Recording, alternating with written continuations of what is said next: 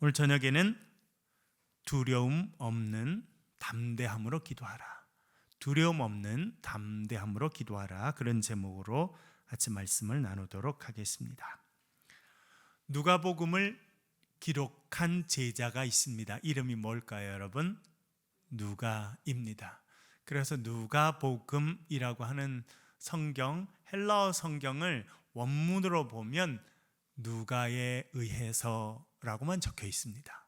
누가복음 이렇게 타이틀이 안 돼 있고 누가에 의해서, 그러니까 누가가 적은 예수 그리스도의 말씀과 행적이라, 그렇게 이해해 볼 수 있겠습니다. 누가 그리고 마태, 마가, 요한 4개의 복음서를 하나님께서 주셨습니다. 왜 하나만 주지 않고 4개의 복음서를 우리에게 주셨겠습니까? 그 각각의 특징이 있기 때문에 우리에게 주셨습니다. 각자가 느끼고 깨달은 것이 조금씩 다릅니다. 그래서 조금씩 다른 모습, 큰 그림으로는 하나이지만 세부적으로 들어가서는 조금씩 다른 모습을 우리에게 알려주시기 위해서 4개의 복음서를 주셨다라고 생각이 듭니다. 그래서 어떤 성경 말씀, 이야기, 사건은 복음서 전체 4복음서에 다 기록되어 있고요. 어떤 것은 마태만 기록되어 있는 것도 있고 누가에만 기록되어 있는 것도 있습니다. 우리가 오늘 읽은 누가는 특별히 더 강조하는 것이 있는데 그것이 기도입니다. 기도의 태도가 어떠해야 되는지 강조합니다. 누가는 누가복음을 쓰게 되고 그리고 나중에는 사도행전을 썼다고 생각됩니다. 이 누가복음과 사도행전에 보면 기도가 강조되고 성령의 역사가 강조되고 있는 것을 보게 됩니다. 특별히 누가는 기도에 대해서 강조합니다. 누가가 기도를 중요하게 생각했던 것 같습니다. 그리고 누가를 리더로 삼고 같이 신앙생활했던 누가의 공동체는 기도의 공동체였다고 하는 것을 우리는 알게 됩니다. 그러면서 누가는 기도가 무엇인지, 어떻게 기도해야 되는지 알려주는 모습을 특징적으로 보여줍니다. 그 대표적인 것이 누가복음 18장 1절입니다. 누가복음 18장 1절 말씀을 우리 화면 보면서 천천히 같이 읽어보겠습니다. 시작. 예수께서 그들에게 항상 기도하고 낙심하지 말아야 할 것을 비유로 말씀하여. 아멘. 이 부분은 딴 복음서에는 없습니다. 누가복음에만 나타나는 비유이고 또한 가르침입니다. 예수님께서 비유로 말씀하십니다. 기도에 대한 비유입니다. 그런데 그 기도에 대한 비유를 주신 이유가 무엇이라고 말합니까? 기도가 2가지의 모습이 중요하다는 겁니다. 기도하는 자세 2가지를 알려주시기 위함이라 그렇게 말합니다. 첫 번째 무엇입니까? 항상 기도해야 된다는 것입니다. 그것은 아침에 눈 뜰 때부터 밤에 잠들 때까지 기도하라 라고 하는 의미는 아닙니다. 우리의 삶의 우선순위가 기도여야 된다라고 하는 것을 말씀하고 있습니다. 우리의 삶의 중심이 기도해야 된다는 것입니다. 어떤 번역은 무시로 기도하라 그렇게 되어 있습니다. 시간을 정해놓고 기도하기도 하지만 우리의 삶에서 일어날 때 늘 기도하는 거예요. 여러분 언제 기도하십니까? 밥 먹을 때 기도하시죠? 안 하고 드시나요? 기도하시죠? 아침에 일어나면 기도하십니까? 밤에 잠들 때 기도하십니까? 또 온돌 때 기도하세요? 어떤 분은 그래요. 아파트에 운전해서 밤에 들어갈 때 주님 파킹할 수 있는 주차장 한 자리만 주시옵소서. 기도해봤어요? 안 해봤어요? 전 많이 해봤습니다. 그래서 한 자리 발견하면 어떻게 돼요? 주여 감사합니다. 할렐루야. 제 기도를 들으시고. 그런 분들이 참 은혜로운 거예요. 아유 무슨 그런 것까지 여러분 그런 것도 기도하세요 제발. 그렇잖아요 여러분. 기도는 하나님과의 대화입니다. 하나님을 찾는 거예요. 여러분 어린아이가 엄마를 찾는 게 당연합니까? 당연하지 않습니까? 야 우리 집에 나를 찾을 수 있는 데는 딱 3번이야. 3번 외에는 엄마 찾으면 안 돼. 그런 엄마 있어요, 없어요? 계모는 혹시 가능할지 모르겠어요. 그러나 친엄마들은 안 됩니다. 물론 여러분 아이들 어릴 때 길러보셨죠? 저희 아이들도 2살 차이인데 조그만 애들이 하루 종일 그냥 아침에 눈 떠서 밤에 잠들 때까지 엄마 찾잖아요. 엄마 이거 해달라 저거 해달라. 그리고 우리 애들이 제일 많이 던지는 질문, 엄마 점심 뭐 먹어요? 점심 먹고 나면 또 저녁 뭐 먹어요? 계속 질문하고 하고, 그렇죠? 얼마나 힘들어요. 그래서 엄마 마음으로, 야, 우리 조건 정하자. 몇 시부터 몇 시까지는 절대 엄마 안 찾기라고 정하고 싶어도 여러분 정할 수 있습니까? 그걸 안 지키면 어떻게 할 거예요? 감옥에 집어넣을 거예요?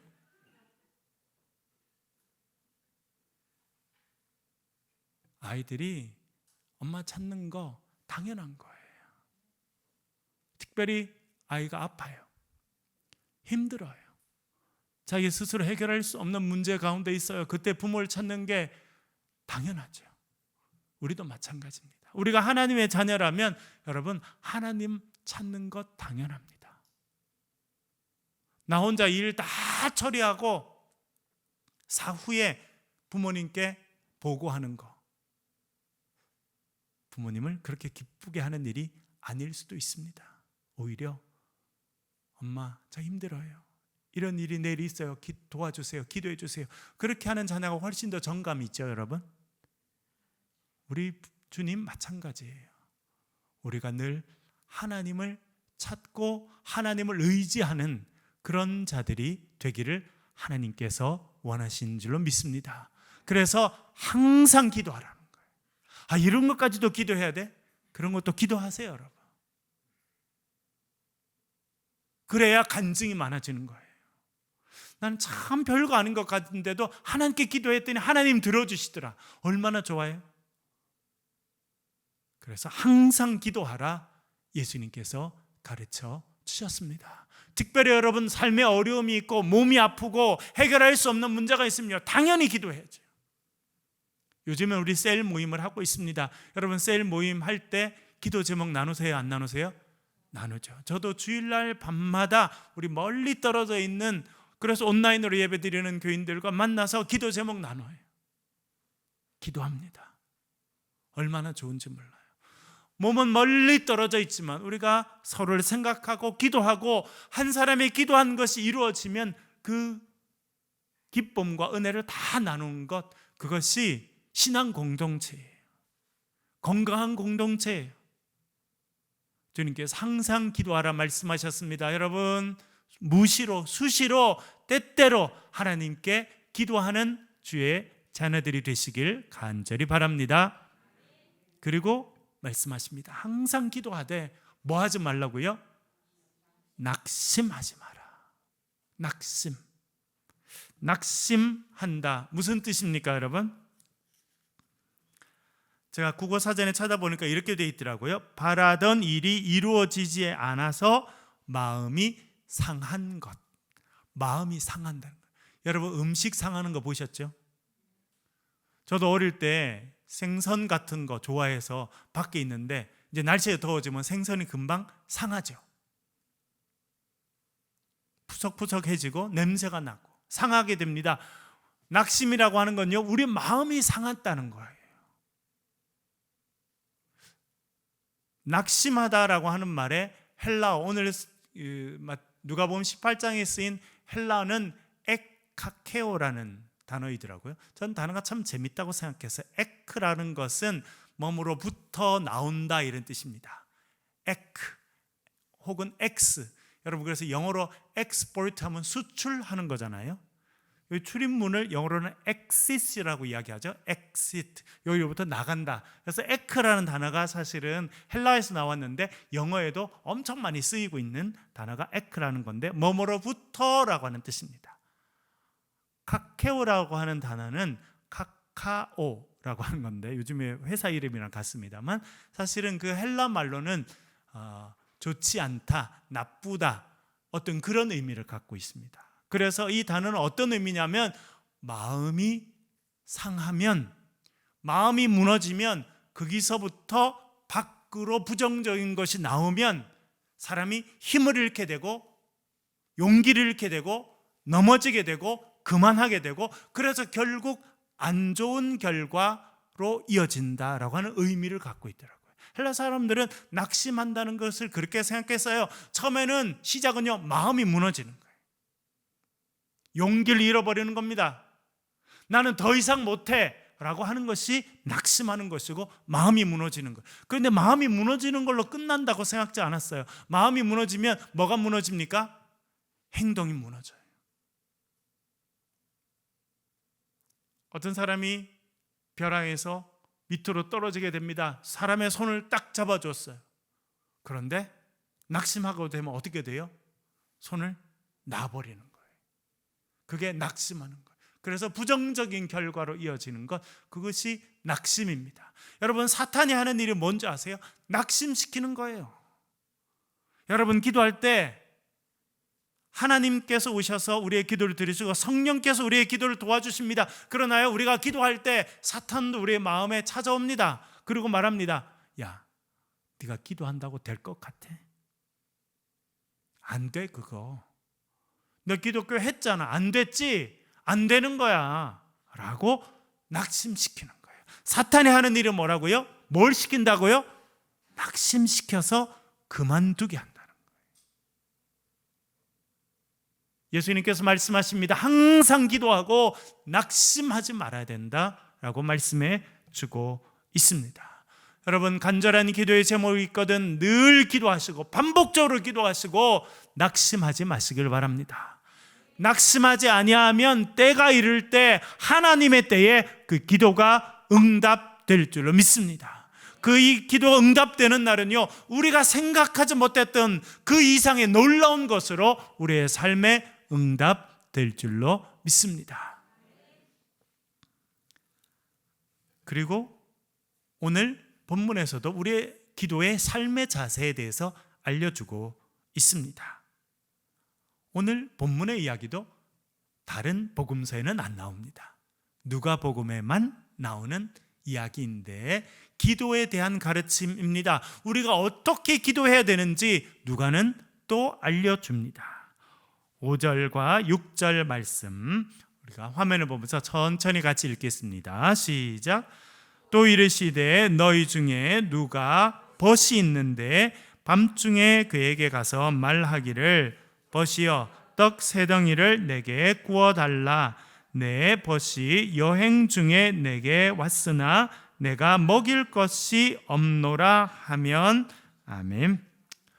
여러분, 요즘에는 밤 10시, 11시 남의 집에 찾아가는 일이 있습니까? 없습니까? 아파트가 돼가지고요, 요즘에는 더 이제 좀 찾아가기 어려워요. 여러분, 옆집에 누구 사는지 아세요? 저도 아파트 새로 이사 간 지 한 달 됐는데 가운데 엘리베이터가 있고 저쪽에 문이 있는데 누가 사는지 아직 한 번도 못 만났어요. 제가 좀 너무 무심한가요? 좀 그래요, 그렇죠? 근데 옛날에 시골에 살 때는 어땠어요? 다 알죠, 다 알죠. 다 알아요. 시골에는 담을 어떻게 쌓아요? 여러분, 머리 위까지 담을 쌓습니까? 안 그러면 허리나 어깨쯤 담을 쌓습니까?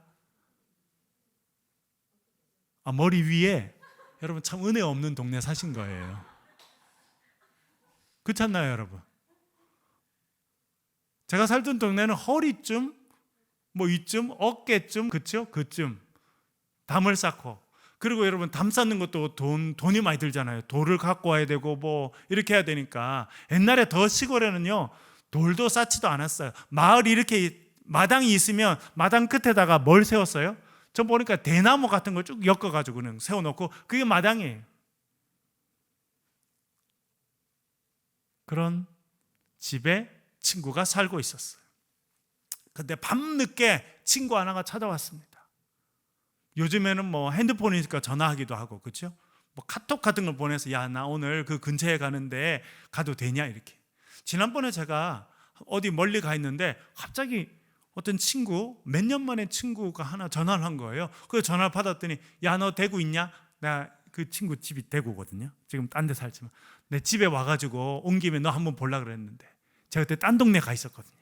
그래서 어떻게 이렇게 잘 맞춰서 내가 없을 때 전화했냐, 뭐 그렇게 했거든요.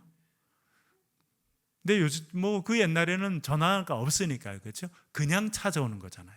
한 친구가 밤늦게 찾아왔습니다. 여행 중에 몸이 지치고 배가 고픈 중에 친구를 찾아왔습니다. 밤늦게 찾아온 친구를 집으로 맞아들였습니다. 그렇게 낯선 사람이라도 맞아주고 대접해 주는 것을 환대라고 했습니다. 좀 어려운 말인데 환대, 환영해 주고 대접해 준다라고 하는 의미입니다. 그런데 유대인들에게 있어서 이 환대는 대단히 중요했습니다. 그것이 문화예요.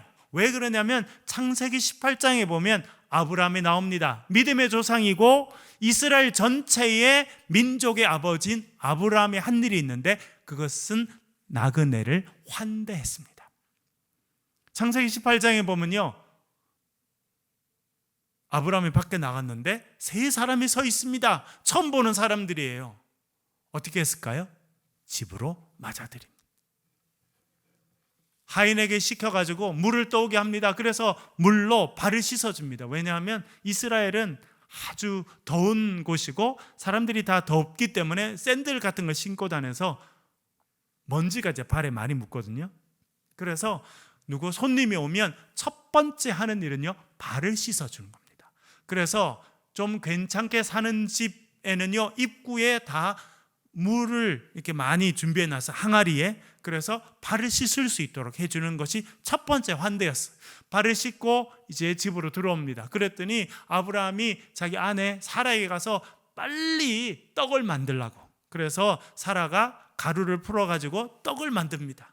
또 종 하나를 불러가지고 가서 살찐 송아지를 한 마리 잡으라고. 여러분, 송아지를 잡는 거는 보통 일 아니죠.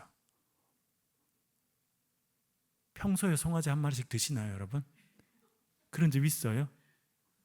제가 보니까, 저 시골에 살 때 보니까 시골에서도 아주 큰 잔치가 있을 때나 소를 한 마리 잡고 많은 사람들이 이렇게 모이거든요. 그러니까 엄청나게 환대를 한 겁니다. 송아지를 잡아서 송아지를 요리해가지고 가져옵니다. 그리고 엉긴 우유, 그러니까 우유인데 치즈를 만드는 그런 우유 같은 거를 가져와서 대접을 했다는 거예요. 알고 보니까 그 세 명의 낯선 사람이 누구였어요? 하나님의 천사들입니다. 그 음식을 다 먹은 다음에 그 세 명의 방문객, 그 사람들이 말합니다. 내년 이맘때 사라가 너에게 아들을 낳아줄 것이다. 알고 보니까 그 세 명은 하나님이 보내셨던 하나님의 사람들인 겁니다. 그래서 그는 나그네를 환대했는데 그 나그네가 하나님의 사람들이었다는 거예요. 그 이후로 유대인들은 낯선 사람들을 환대해 주는 것이 중요한 문화였습니다. 낯선 사람도 맞아줘야 되는데 이 밤에 찾아온 사람은요, 오래된 친구예요. 오랫동안 만나지 못했던 친구가 여행 중에 왔습니다. 지치고 배고파합니다. 환대해 줘야 돼요. 그런데 문제는 대접할 음식이 없다는 겁니다. 마음은 있는데 이 친구를 대접해 줘야겠는데 그것이 내가 해야 될 의무인데 의무를 감당하기 어려워요. 그래서 고민합니다. 고민하다 보니까 동네에 살고 있는 또 다른 친구 생각나요. 그 친구 집엔 늘 떡이 있어요. 좀 잘 살아요. 늘 떡이 있고 먹을 게 있다는 걸 압니다. 그래서 밤에 그 집까지 갔어요. 가서 말합니다. 말씀드린 것처럼 여러분, 그 집도 뭐 이렇게 아파트에 살았던 것도 아니고 허리나 어깨 정도는 그런 담을 쳐놓고 있는 그런 집이었으니까 크게 말한 거죠. 여보게 친구, 미안해. 자는데, 그런데 나에게 친구가 찾아왔는데 내가 대접할 게 없네. 떡 3덩이만 빌려주게. 그렇게 말했다는 거예요. 그런데 그 집 안에 있는 친구는요, 하루 종일 열심히 일하다가 와서 이제 씻고 잠들었습니다. 아이들 옆에 두고 막 잠이 든 거예요. 여러분, 어릴 때 아이들 옆에 두고 잠 주무셨어요? 그러지 않으셨어요? 옛날에는 방이 아주 잘 사는 집 말고는 방이 많지 않아가지고 가족들이 같이 자지 않았어요, 여러분. 심지어 찢어지게 가난하다 라고 하는 말이 어떻게 나온지 아시죠? 이불 하나인데 애들이 10명이야. 그래서 추워가지고 서로 이불을 땡겨서 그래서 이불이 그래서 찢어지게 가난하다 이런 말이 나왔다는 겁니다. 못 믿는 분 두 분 있는데 찾아보세요. 하여튼 뭐 예전에는 다 같이 이렇게 한 이불 덮고 이렇게 대부분 살았죠. 그래서 친구가 말합니다. 친구 미안하네. 내가 벌써 아이들과 잠자리에 누웠네. 그리고 부엌은 저쪽에 떨어져 있는데 내가 일어나서 못 주겠네. 미안해. 그렇게 이야기했어요. 그럼 돌아갈 줄 알았더니 밖에 있는 친구가 더 큰 소리를 치는 거예요. 아우 미안해. 빨리 떡 3덩이만 좀 빌려줘. 계속 소리를 치는 거예요. 성경이 이렇게 말합니다. 7절 말씀, 우리 본문을 화면을 보면서 한번 읽어보겠습니다. 7절입니다. 시작. 그 안에서 대답하여 이르되 나를 괴롭게 하지 말라. 문이 이미 닫혔고 아이들이 나와 함께 침실에 누웠으니 일어나 내게 줄 수가 없노라 하겠느냐. 아멘. 기뻐서 일어나서 줬다는 거예요? 거절했다는 거예요? 거절했다는 거예요. 미안해, 못 줘. 내일 오게. 오늘은 내가 못 주네. 거절. 지난번에도 말씀드렸습니다만 우리가 기도하다가요 거절을 경험할 때가 있습니다. 하나님의 침묵을 경험할 때가 있습니다. 그때가 우리에게 위기예요. 그리고 잘 보면 70-80%의 사람들은 그때 그만둡니다. 그때 낙심해요. 하나님이 나를 거절하셨네. 하나님이 나에게 침묵하시네. 나는 이때까지 지금 딱 이루어져야 되는데 하나님께서 이때까지 대답하지 않으시니 하나님이 나를 거절하신 거야 생각하는 사람들이 많다는 겁니다. 그래서 그때 낙심하게 됩니다. 이것이 비유로 말씀하는 거니까요. 친구 사이에 일어난 일이기도 하지만 우리를 향한 말씀인 거예요. 많은 사람들이 이쯤 낙심합니다. 내가 최선을 다했잖아요. 친구가 왔고 그 친구를 잘 먹이고 환대해 주기 위해서 자기도 밤에 일어나서 친구를 맞았고 옷을 입고 한참이나 동네에 걸어가서 어려운 부탁을 했잖아요. 그런데 그 친구가 거절했습니다. 안 된다고 이야기합니다. 최선을 다한 거죠. 나름대로는 돌아와서 미안하네. 내가 최선을 다했는데 안 됐어 라고 할 수 있어요. 그리고 많은 사람들이 기도하다가 그렇게 하는 거. 이까지구나. 하나님 거절하시는구나. 하나님 거절 안 하셔도 그렇게 느낄 때가 있다는 거예요. 하나님 침묵하시니 내 기도를 안 들으시는구나 생각하는 사람이 있다는 거예요. 그런데 성경은 더 말합니다. 8절 읽어보겠습니다. 8절 같이 화면을 보면서 읽어보겠습니다. 시작. 내가 너희에게 말하노니 비록 벗됨으로 인하여서는 일어나서 주지 아니할지라도 그 간청함을 인하여 일어나 그 요구대로 주리라. 아멘. 이렇게 말합니다. 비록 벗됨으로 인하여서는 일어나 주지 아니할지라도 친구이기 때문에 주지는 않을 수 있다는 거예요. 친구이기 때문에 일어나서 줄 것 같은데 친구이기 때문에 친구라도 주지 않을 수 있다는 것입니다. 그런데 그 뒤가 이렇게 돼 있죠. 그러나 그 간청함을 인하여 일어나 그 요구대로 주리라. 여기에 등장하는 중요한 단어가 간청함입니다. 간청함. 따라해 볼까요, 여러분? 간청함. 한 번 더요. 간청함. 요 단어만 마음에 오늘 잘 새기시면 됩니다. 그게 응답받는 길이에요. 간청함으로 인하여서는 기도가 응답된다는 겁니다. 간청함, 그의 간청함으로라고 하는 단어인데요. 제가 찾아봤더니 아나 데이안 아우투라고 헬라 말인데 그의 간청함으로. 재밌는 것은요. 기도의 태도에 대해서 이야기하는 겁니다. 그가 가지고 있는 간청하는 태도로 인해서는 거절할 수 없다는 겁니다. 친구라고 하는 이유로는 거절할 수 있지만 그가 간청하는 태도로 인해서는 거절할 수 없다라고 말합니다. 이것은요, 지금 문 밖에 와서 떡을 빌리는 친구의 삶의 태도를 말하는 거예요. 우리가 이런 태도를 가지라는 것입니다. 그러면 이 헬라는 어떤 뜻이냐? 제가 자세히 살펴보고 여러 문헌들과 또 사전들을 봤더니 어떤 의미냐면 부끄러움 없는 담대함으로 라고 하는 뜻이더라고요. 따라해 볼까요, 여러분? 부끄러움 없는 담대함으로. 기도할 때 부끄러워하지 말라는 거예요. 담대하게 이야기하라는 겁니다. 마치 내 거를 맡겨놨는데 맡겨놓은 내 거를 달라고 하듯이 하라는 거예요. 의미가 그래요, 여러분. 아유, 친구 미안하네. 아우, 참, 이런 게 아니고, 야, 너 며칠 전에 떡 3덩이 맡겨놨잖아. 그 네 거 아니잖아. 그거 내놔. 라고 하는 태도로 간증하라는 거예요. 의미가 그래요. 왜 그래요, 여러분?